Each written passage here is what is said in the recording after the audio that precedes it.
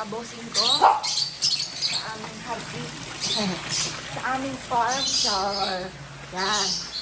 Natutuwa ako kasi nawala yung swimming pool namin. Pero, na-parking lahat dito ang sasakyan namin. Kasi dati natin mga bossing, kung saan-saan lang po sila mga bossing ko nakalagay. Yan. Hello, good morning, good morning, good morning. Kung saan-saan lang po yan nakaano dyan. Kaya napakasikip. Tapos, lumuwag din ang aming sampayan. Yan. Nakamustahin ko ang aking mga halaman. Pero araw-araw ko naman po yan dinidiligan mga bossing.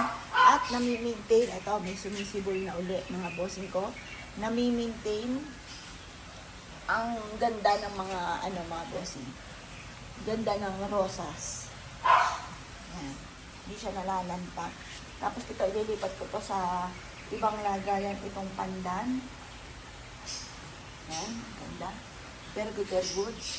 Birding-birde ang aking mga halaman. Kamusta naman ang aking kalamansi? Na-display ko lang. Pero may mga tumitibag. Oh, may nakakuha na. Display ko lang po yan. May iba akong kalamansi. Nabili ko sa bayan. Yung kalamansi kong ito, display ko lang. At saka yung mga lemon. Yan. Kaya sabi ko sa kanila, wag na wag tititas. Siguro yung mga manggagawa dito dati, yan ang pumitas niyan. Yan. Ang gaganda. Birding-birde at ang aking sile. Oh, lapit ng pwede na i-harvest ng tituyo na. Natutuyo na sobrang hinog. Yan, at ang aking as-es ay may bunga na. Kamusta naman ang mga lemon ko dyan? Oh, yan ha. Meron dyan. Meron din dito sa may banda dito sa tuktok. Tapos, meron din dito sa baba. Yan. Katuwa naman. Ano, kamusta na mga halaman ko? Ito naman yung pula kong saging. Sobrang love na love ko yung mga halaman ko. Tapos, yun o, yung pula ko mga bossing ko ng papaya. Dami ng sibol. Tapos yan, may tanim din akong okra. Yan. Kamusta na? Tapos, ito yung mga hanging orchids. Yan, nakakatuwa ito.